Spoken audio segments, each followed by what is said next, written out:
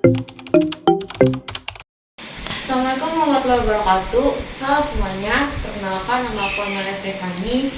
Aku di sini berperan sebagai MC yang akan memandu acara ini dari awal sampai akhir. Sebelumnya aku mau nanya dong kabar dari kawan-kawan semuanya, sehat-sehat atau gimana? Oke, kita lanjut ke topik pembicaraan. Kawan-kawan tahu nggak sih kalau sebenarnya setelah kemerdekaan pun Indonesia masih tetap dijajah oleh penjajah, yaitu oleh Belanda, di mana Belanda ingin merebut kembali kekuasaan Indonesia. Namun rakyat Indonesia tidak tinggal diam akan hal itu. Rakyat Indonesia itu melawan gitu. Rakyat Indonesia melakukan perlawanan, di mana ada dua macam perlawanan, yaitu perlawanan fisik dan perlawanan diplomasi. Di pertemuan kali ini, aku dan teman-temanku akan membahas tentang perlawanan diplomasi. Sebelumnya, teman-teman ada yang tahu nggak sih perlawanan diplomasi itu apa? Aku bakal sedikit membahas kalau perlawanan diplomasi itu adalah perlawanan yang lebih memilih untuk merundingkan suatu permasalahan dibandingkan menggunakan kekerasan fisik. Pada pertemuan kali ini, teman-temanku akan membahas macam-macam perlawanan yang telah dilakukan oleh rakyat Indonesia. Yang pertama ada perundingan Hugo Valwe yang akan dibahas lebih lanjut oleh temanku. Boleh silakan memasuki ruangan. Nah, di sini udah ada teman saya. Boleh untuk teman saya silakan memperkenalkan diri terlebih dahulu. Halo semuanya, nama aku Keisha Divatabina. Aku di sini bakal jelasin sedikit seperti yang udah dia kasih tahu tadi sebelumnya. Aku bakal jelasin tentang perundingan Hugo Valwe ini. Sebenarnya ada yang tahu nggak sih perundingan Hugo Valwe itu apa? Jadi perundingan Hugo Valwe ini perundingan yang dilakukan karena kegagalan perundingan pendahuluan oleh Netherlands Indies Civil Administration, atau kalian bisa kenal namanya NICA, dari Belanda dan Indonesia pada tanggal 23 Oktober 1945 di Jakarta. Dalam perundingan ini Indonesia tuh diwakilin sama Sultan Syahrir. Mungkin kalian familiar sama namanya. Sultan Syahrir ini emang banyak kontribusi sih dalam dulu kemerdekaan. Terus dari Belanda itu ada Van Mook.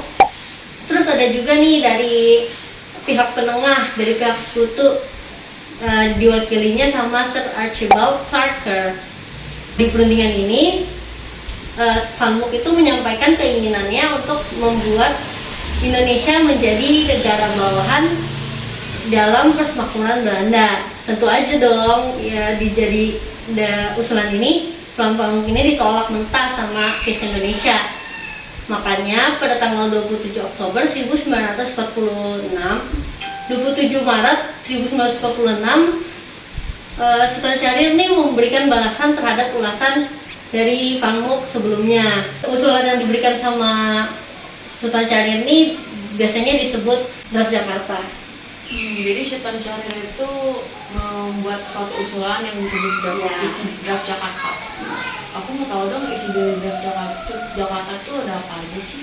Isi dari draft Jakarta itu yang pertama, kedaulatan Indonesia atas pulau secara utuh atas Pulau Jawa dan Sumatera diakui oleh pemerintahan Belanda. Yang kedua, kedua belah pihak bersama-sama membentuk Republik Indonesia Serikat, atau yang kalian bisa kenal namanya RIS. Terus yang ketiga, RIS bersama-sama dengan Suriname, Netherlands, dan Curaçao menjadi anggota kenegaraan di bawah kerajaan Belanda. Akhirnya usulan draft Jakarta ini disampaikan melalui Sir Archibald Parker kepada Van Mook untuk mendapat persetujuan. Namun Van Mook ini bilang kalau dia itu nggak punya kekuasaan untuk memenuhi usulan yang diberikan sama Sultan Syahrir ini. Gagal tuh akhirnya. Kemudian pada tanggal 14 April sampai 25 April 1946 itu akhirnya diadakan perundingan yang dinamakan perundingan Hugo Valwe ini. Di perundingan ini masih sama, dia masih berisi konsep tentang pengakuan Belanda terhadap kedaulatan bangsa Indonesia atas Pulau Jawa dan Madura, Pulau Jawa dan Sumatera. Maaf. Di dalam perundingan ini ada 3 delegasi dari Indonesia, Belanda, dan delegasi penengah dari pihak sekutu dari Inggris. Dari delegasi Indonesia itu ada Dr. Sudarsono, ada Mr. Suwandi, dan Mr. Aka Pringgodikdo. Terus yang dari Belanda itu ada Van Mook, ada Edinburgh, ada Van Rooyen, ada Logeman, ada Van Asbeck, terus ada Sultan Hamid II, ada Suryo Santosa, sama Maruto Darussman. Terus kemudian ada tuh dilakukan perundingan. Dari hasil yang didapat dari perundingan ini itu Belanda tidak mengakui kedaulatan bangsa Indonesia atas Pulau Jawa dan Sumatera. Belanda itu cuma mengakui kedaulatan bangsa Indonesia atas Pulau Jawa dan Madura dan daerah-daerah yang sebelumnya menjadi kependudukan sekutu. Hal ini membuat hubungan Indonesia sama Belanda jadi makin terpecah terus jadi merenggang, makin memburuk gitu kan. Akhirnya perundingan ini mengalami kebuntuan. Wah, sayang sekali ya perundingan ini diadain tapi ternyata mengalami kebuntuan. Iya. Kalau boleh tahu kenapa sih kok bisa mengalami kebuntuan? Ini mengalami kebuntuan tuh karena Belanda, inkonsistensi dari Belanda, pihak Belandanya. Jadi membuat pihak Indonesia tuh kecewa atas Belanda, apa yang dilakukan sama Belanda ini. Belanda tuh dianggap gak bisa bersungguh-sungguh dalam melakukan perundingan dan kesepakatan yang telah dijalani. Terus pada dasarnya juga tuh Belanda masih pengen Indonesia menjadi negara bawahan dalam persemakmuran Belanda. Jadi dia nggak mau mengakui kedaulatan bangsa Indonesia. Akhirnya udah tuh delegasi Indonesia pulang ke tanah air dengan tangan kosong dan tanpa hasil keputusan apapun.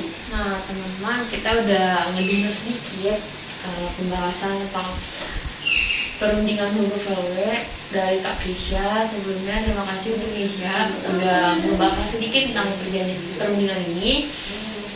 Oke semuanya, kita udah ngebahas tadi yang dibahas oleh Kak Krisya, yaitu tentang perundingan Hugo Velwe. Kita bakal lanjut ke topik selanjutnya, yaitu perjanjian Linggarjati. Untuk teman saya boleh dipersilakan untuk masuk ke dalam ruangan. Nah teman-teman, di samping saya udah ada teman saya. Untuk teman saya boleh silakan untuk makan dari terlebih dahulu. Halo teman-teman, perkenalkan nama aku Carolina Pauline. Di sini aku mau ngejelasin sedikit tentang perjanjian Linggarjati. Jadi, perjanjian Linggarjati merupakan salah satu perjanjian antara Indonesia dengan Belanda dalam sejarah kemerdekaan loh. Perjanjian ini digelar di Linggarjati, Jawa Barat dan ditandatangani di Istana Merdeka, Jakarta. Sebelum adanya perjanjian Linggarjati ini, ada perjanjian-perjanjian sebelumnya. Namun, keduanya tidak menemukan titik temu mengenai status Indonesia sebagai negara yang merdeka loh.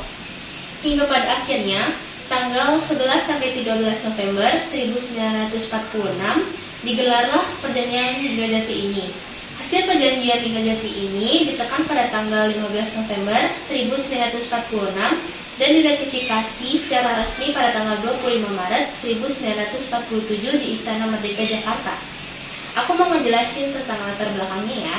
Indonesia telah menyatakan merdeka pada tanggal 17 Agustus 1945 setelah dijajah oleh bangsa-bangsa Eropa, terutama Belanda. Meskipun negara Indonesia telah memproklamirkan kemerdekaan, namun bangsa Indonesia tetap diincar oleh Belanda loh. Pasukan Belanda yang masuk dalam NICA atau Netherlands Indies Civil Administration kembali datang ke Indonesia dengan membonceng sekutu yang berhasil menang perang melawan Jepang.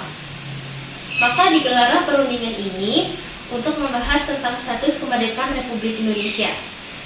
Pada pertemuan pertama berlangsung pada tanggal 23 Oktober 1946 oleh perwakilan Republik Indonesia dan NICA. Namun, tidak menemukan titik temu kesepakatan itu. Pada pertemuan kedua yang berlangsung pada tanggal 13 Maret 1946 dan berlanjut pada tanggal 16 sampai 17 Maret 1946 yang menghasilkan naskah yaitu Batavia Konsep atau Rumusan Jakarta. Di sini aku mau ngejelasin tentang kronologinya juga.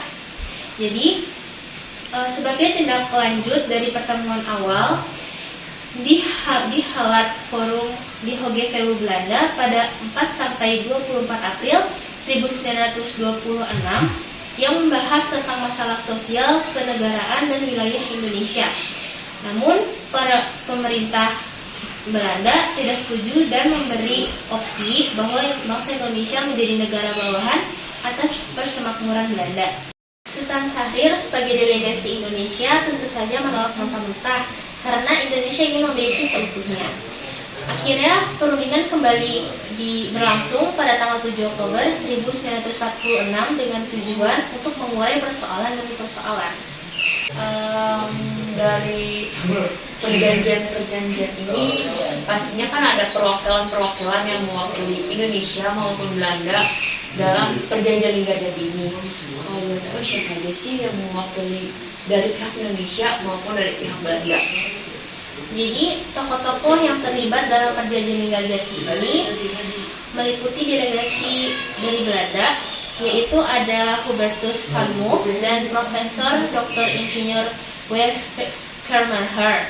Dari Indonesia ada Sultan Syahrir dan Amir Syarifuddin. Dan dari Inggris sebagai penengah ada Lord Inverkeppel dan Lord Kelleran. Pada tanggal 14 Oktober 1946 disepakati bahwa akan dilangsungkan pembicaraan lebih lanjut mengenai pengakuan Indonesia oleh Belanda. Waktu untuk disepakati dalam pertemuan penting itu dari tanggal 12 November 1946 di Linggarjati, Jawa Barat. Adapun isi dari perjanjian Linggarjati ini loh. Yang pertama yaitu Belanda mengakui secara de facto wilayah kekuasaan Indonesia meliputi Sumatera, Jawa, dan Madura. Kedua, Belanda harus meninggalkan daerah de facto paling lambat tanggal 1 Januari 1949. Dan yang terakhir, RIS dan Belanda akan membuat Indonesia Belanda dengan Ratu Belanda sebagai ketuanya. Oke, teman-teman, kita udah dengar nih pembahasan tentang perjanjian Linggarjati dari Lina. Sebelumnya makasih untuk Lina udah membahas sedikit tentang perjanjian Linggarjati. Nah, teman-teman, kita akan bahas topik selanjutnya tentang perjanjian Renville,